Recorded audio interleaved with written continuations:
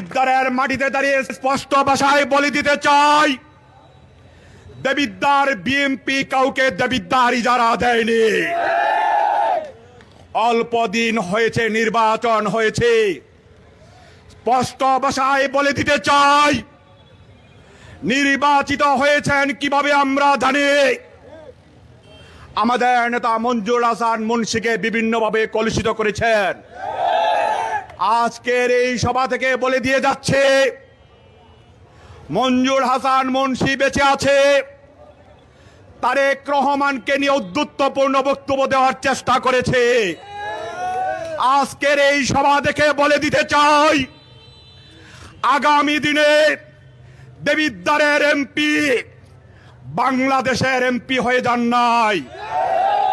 আপনার বয়স কম হতে পারে, আপনার চেয়ে অনেক বেশি অভিজ্ঞতা আমরা অর্জন করেছি।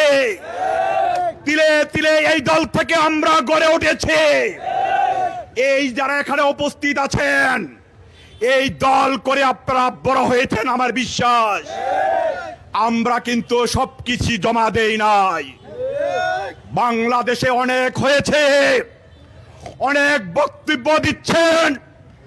আজকে স্পষ্ট ভাষায় এই নবনির্বাচিত কমিটিকে বলে দিতে চাই, আগামী দিনে দেবিদ্বার সহ তথা বাংলাদেশের কোন জায়গায় যদি বিএনপিকে নিয়ে, তারেক রহমানকে নিয়ে এই দেবিদ্বারের এমপি কোন ঔদ্ধত্যপূর্ণ বক্তব্য দেন, আজকে বলে দিচ্ছে বাই দা রেকর্ড, আমরা কিন্তু আর ছাড় দেব না।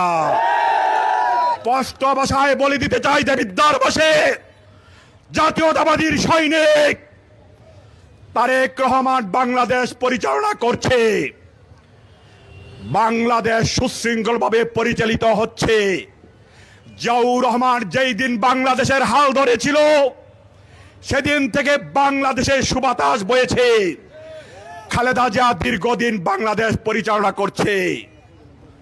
আপনি কাকে নিয়ে কথা বলছেন? যার বাবা এদেশকে জন্ম দিয়েছে, ফাদার অব দা ভিক্টোরি যাকে বলা হয়, বাংলাদেশের অর্জন যার মুখ দিয়ে প্রথম উচ্চারিত হয়েছে, তাকে নিয়ে আপনি বক্তব্য দিচ্ছেন, তার সন্তানকে নিয়ে বক্তব্য দিচ্ছেন। আজকে বলে দিতে চাই, আপনাদের পাশে আছে। অনেক নির্যাতিত আমরা হয়েছি, আমরা গুম হয়েছি, আমাদের অনেক ভাই গুম হয়েছে, অনেককে নির্বিচারে গুলি করে হত্যা করা হয়েছে, অনেককে পঙ্গুত্ব বরণ করতে বাধ্য করা হয়েছে। আজকে দেবিদ্বার বাসীর উদ্দেশ্যে বলে দিতে চাই, আগামী দিনে এই মব আব্দুল্লাহ যদি বাংলাদেশের কোথাও মব সৃষ্টি করার চেষ্টা করে, আর দেবিদ্বারের মাটিতে যদি কোন ঔদ্ধত্যপূর্ণ বক্তব্য দেয়, তারেক রহমানকে নিয়ে যদি ঔদ্ধত্যপূর্ণ বক্তব্য দেয়, তার কি হবে? দাঁত ভাঙ্গা জবাব হবে।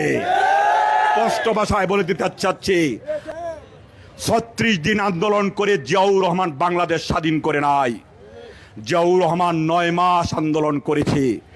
বাংলাদেশের মানুষ অনেক যুদ্ধ করেছে। আমরা 17 বছর যুদ্ধ করেছি। আমরা কিন্তু 6 দিন 36 দিন যুদ্ধ করি নাই।